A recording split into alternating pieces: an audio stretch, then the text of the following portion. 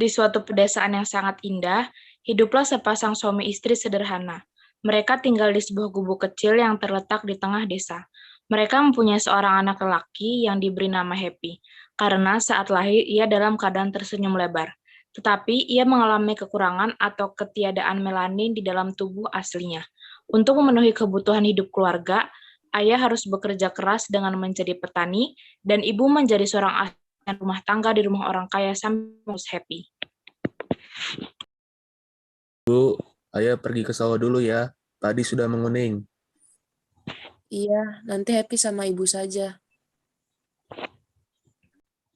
Ibu menderita penyakit tumor otak sejak lama, sehingga di suatu saat ia sudah tidak dapat menahan rasa sakitnya dan akhirnya dipanggil ke hadirat Tuhan. Ayah tak kuasa menahan rasa pilu, begitu juga Happy. Beberapa bulan kemudian, ayah berpikir kalau ia tak sanggup menanggung kehidupan Happy sendirian. Ayah kemudian menelpon abangnya yang berada di kota untuk meminta tolong menjaga dan merawat Happy.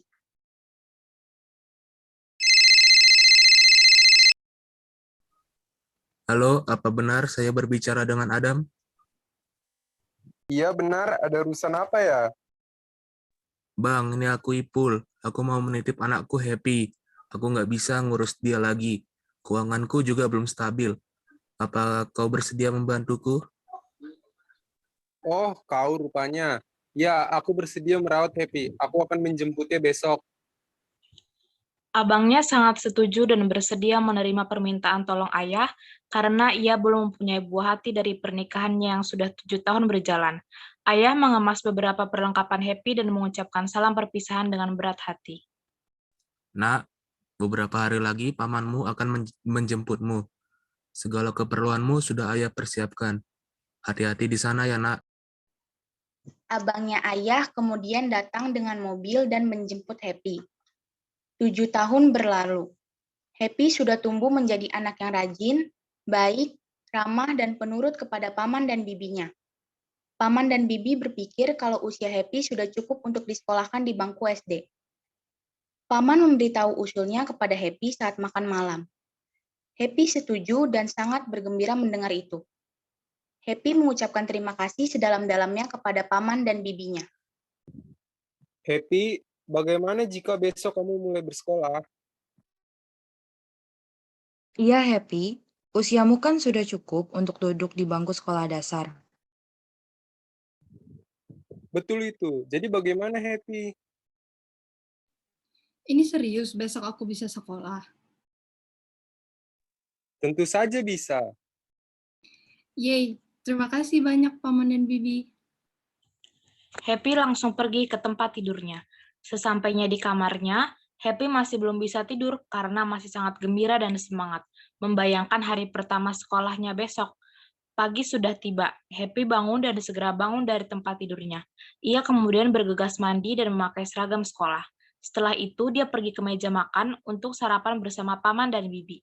Selesai sarapan, Happy meminta izin dan mengucapkan salam ke bibi mau pergi ke sekolah. Paman juga ingin pergi ke kantor, tapi sebelum itu ia mengantarkan Happy ke sekolah dengan mobilnya. Happy sangat gembira sekali dan banyak menanyakan sesuatu dengan paman. Pagi Paman, Bibi. Sepertinya ada yang sangat bersemangat untuk hari pertama di sekolah. Aku kan sudah selesai sarapan. Aku pamit ke sekolah ya, Paman, Bibi. Berangkat bareng aja, Paman antar ya. Oke.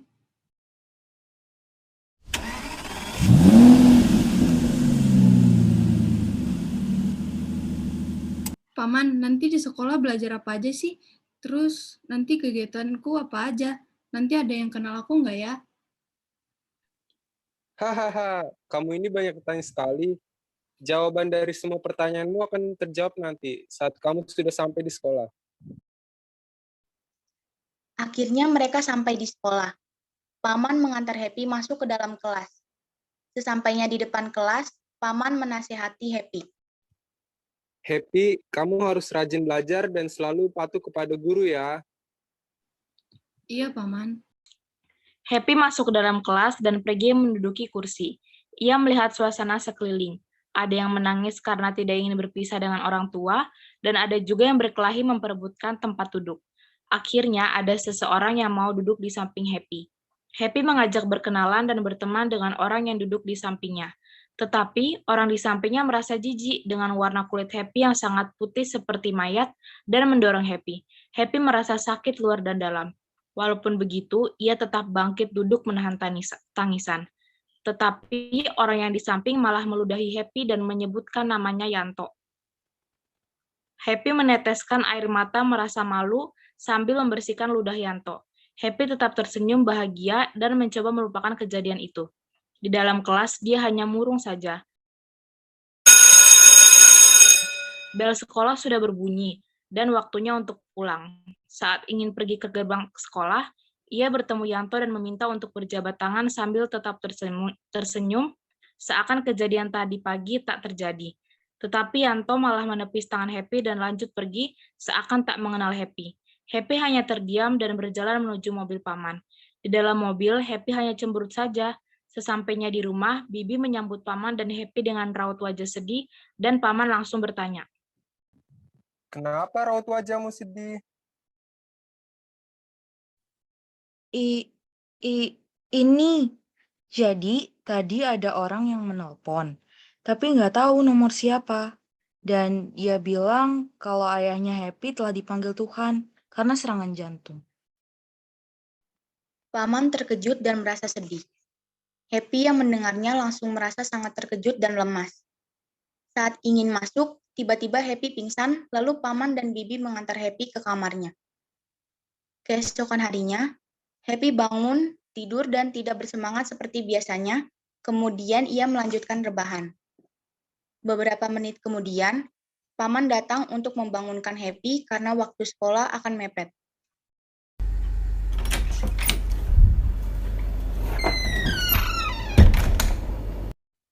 Happy bangkit dari tempat tidurnya dan segera mandi dengan lemas. Saat sarapan, Happy beralasan sakit agar tidak pergi ke sekolah. Happy, mengapa raut wajahmu tidak seperti biasanya? Cerita kepada paman. Kenapa raut wajahmu seperti itu? Aku merasa seperti orang tidak berguna, dan aku tidak semangat lagi karena aku sudah menjadi anak yatim piatu sekarang. Dan saat di sekolah, aku selalu dibully oleh teman-temanku karena aku memiliki kelainan. Happy, kamu tidak boleh patah semangat seperti itu. Happy hanya mengangguk saja. Akhirnya, Happy memutuskan untuk pergi ke sekolah. Sesampainya di sekolah, Happy duduk paling depan agar lebih fokus belajar.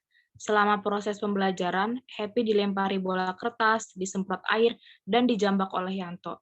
Happy hanya terdiam saja, tetapi guru melihat aksi tak terpuji Yanto. Yanto, kenapa kamu berbuat kasar sama Happy? Saya jijik, Bu, melihat kulitnya Happy putih kayak mayat. Kamu tidak boleh berbicara kasar terhadap temanmu, apalagi berbuat kasar seperti itu.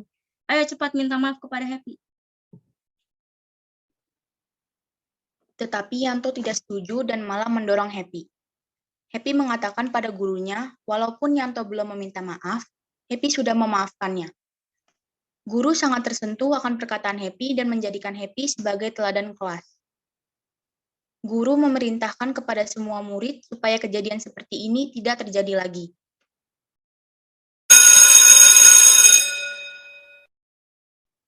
Bel istirahat pun berbunyi. Happy pergi keluar di depan gerbang sekolah untuk membeli minuman. Seusai membeli minuman, Happy ingin menyeberang jalan, mau membeli snack. Happy juga melihat Yanto yang baru membeli snack sedang sibuk memasukkan uang kembalian. Happy juga melihat ada mobil melaju ke arah Yanto. Tak berpikir panjang, Happy langsung berlari untuk menyelamatkan Yanto dengan mendorongnya.